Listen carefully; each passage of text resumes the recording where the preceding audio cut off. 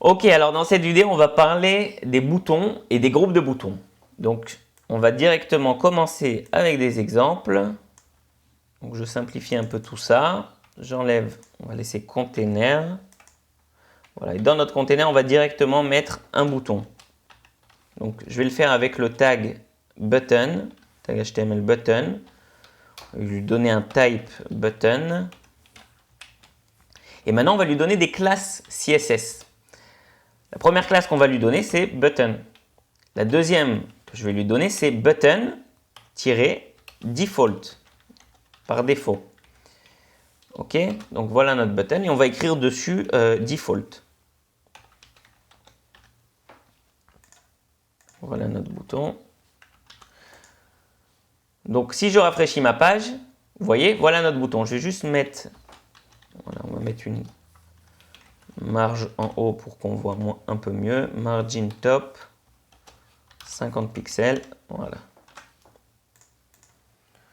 Ok, donc voilà notre bouton par défaut. Vous voyez, donc il est comme ça, gris. Il a un gris un peu plus foncé quand on est en hover avec la souris, quand on passe dessus. Donc ça, c'est button default. Maintenant, si au lieu d'écrire button default, vous savez quoi, au lieu de dire de le changer, on va en créer plusieurs. Créer plusieurs, 3, 4, 5, 6 et 7. Ok. Le deuxième, j'ai envie de vous montrer c'est quoi primary. Donc si au lieu d'écrire button et button default, j'ai écrit button et button primary. Le troisième que j'ai envie de vous montrer, c'est success.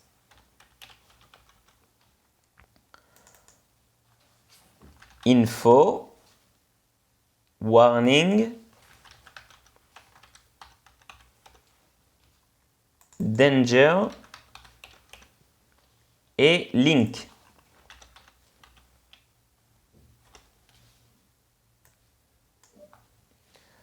Voilà, et maintenant par contre on va devoir, la deuxième classe CSS que j'avais mis à notre bouton, ben, la mettre en rapport. Donc là ça sera btn success, là btn info, btn warning,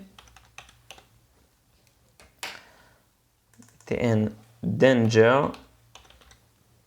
btn link. Ok, donc si je rafraîchis la page, attention, voilà tous nos boutons. Vous voyez, chacun il a reçu une autre couleur en fonction du mot que j'ai écrit là. Est-ce que j'ai écrit default, primary, success, info, warning, danger ou link? Ok, link, c'est tout simplement comme un lien. Voilà. Donc là, c'est encore une fois pour vous montrer qu'avec Bootstrap, j'écris des mots, c'est-à-dire je donne des noms de classes CSS et au final, ça m'amène du style directement. Ok?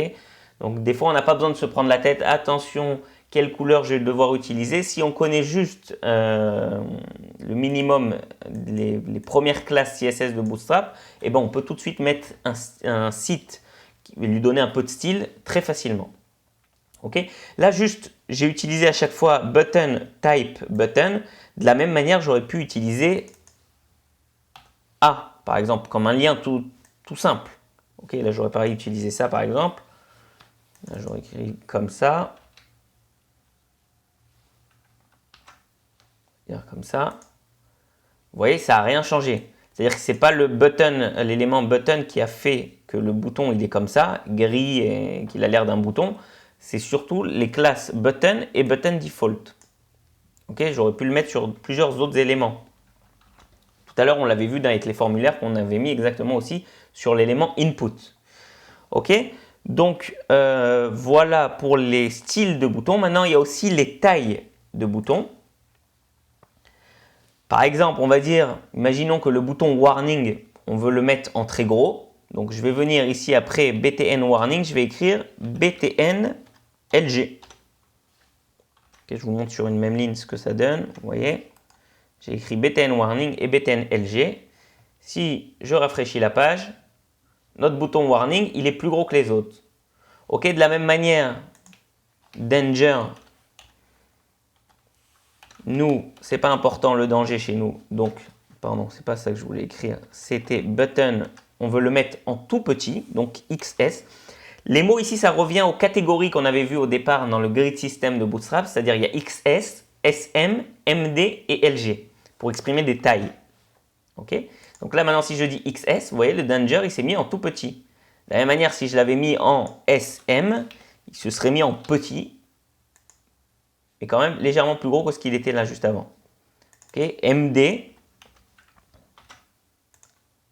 c'était la taille plus ou moins qu'il a donné, la taille par défaut. Ok? Donc, voilà ce que je voulais vous montrer. Une autre chose, c'était, des fois, on veut qu'un bouton prenne tout simplement toute la largeur de son contenu. Imaginez que vous avez fait des colonnes, vous êtes bien arrangé à faire un système de gris et que vous voulez que votre bouton prenne toute la largeur de votre colonne. Donc, la classe CSS que vous allez appeler pour que votre bouton prenne toute la largeur d'une colonne, je vais vite fait enlever ça juste pour vous montrer. Ici, on ne va pas mettre le link, on va mettre le default par exemple, ou non, on va mettre le primary. On va écrire primary. Et si je lui avais, déjà je vais vous montrer 100 en fait, voilà notre bouton primary. Et si je lui avais ajouté la classe button block, alors notre bouton il a pris toute la largeur de son contenu. Ok, la marge que vous voyez, c'était la marge qu'on avait fixée. C'est-à-dire que c'est le container, c'est la taille du container. Ok, donc voilà. Autre chose que je voulais vous montrer, c'est par exemple la classe active. Quand des fois vous voulez montrer qu'un bouton est plus ou moins comme s'il était appuyé. Ok, donc vous allez utiliser la classe active. Vous voyez, le bouton il a l'air appuyé. Je vais en mettre deux comme ça, vous allez voir avec et sans. Donc si j'enlève active dans le premier, vous voyez, là il a l'air comme s'il était appuyé, le même bouton. De la même manière, on peut mettre un bouton, on peut le rendre comme s'il avait été désactivé, avec, comme on avait vu, disabled. Et vous voyez, notre bouton, il a l'air désactivé. C'est-à-dire que quand je passe dessus, j'ai le curseur qui me montre qu'il est désactivé, et en plus, il est un peu grisé comme ça. Ok, donc voilà encore pour les différentes classes qu'on peut utiliser. Maintenant, j'aimerais vous montrer les groupes de boutons. C'est-à-dire, par exemple, si je prends, on va l'appeler celui-là, button 1.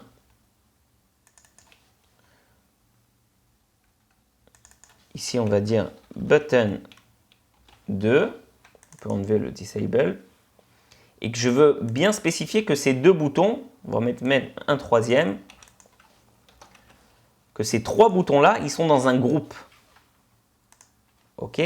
Comment je vais faire ça? Je vais créer une div au-dessus de ces trois boutons qui va venir les englober. Et je vais lui donner la classe button group, btn group. Ok?